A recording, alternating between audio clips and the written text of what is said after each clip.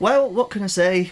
Finally we're off. We've finally got the election going, and it's time to start stepping things up a bit. Next few blogs probably isn't going to be much until the manifesto pledges come out a bit more concrete, which they haven't yet.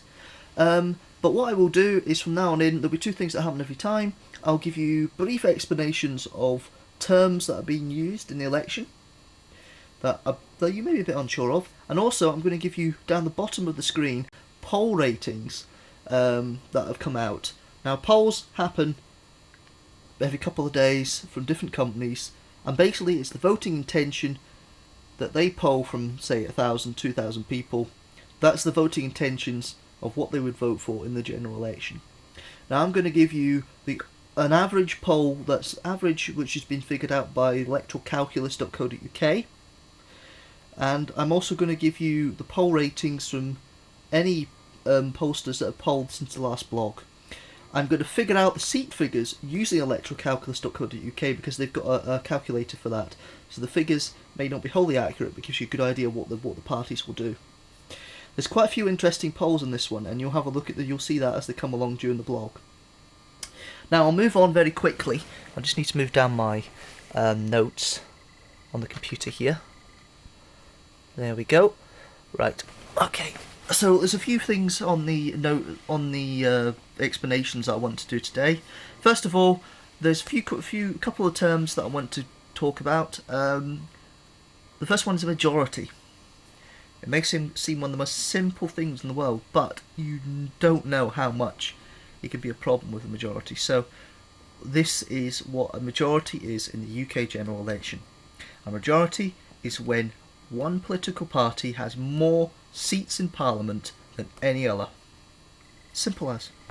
If they don't, it's what's called a hung Parliament. This is the big one. A hung Parliament. A hung Parliament is when no party has overall majority in the House of Commons over all the other parties. There are three things that can happen. The present government, before the election, can then choose to rule it either alone or with a coalition. If that doesn't work, then the second largest party gets the shot to run it alone or with a coalition. And if that doesn't happen, we do another election again. Simple as. So that is what a hung Parliament is. And that is what a majority is. Now, if you've got any questions or any terms that you're not sure of, post a comment underneath this video and I'll try and answer them as best I can. Apart from that, that's basically it. It's a very short blog in my terms. One other thing is that over the next few weeks I will be trying to travel to some of the constituencies around near me. I live in a town called East Kilbride. Its constituency is a fairly safe Labour seat, so there's not really going to be much change on there. But I will look at things that are happening if there's any adverts happening in that area.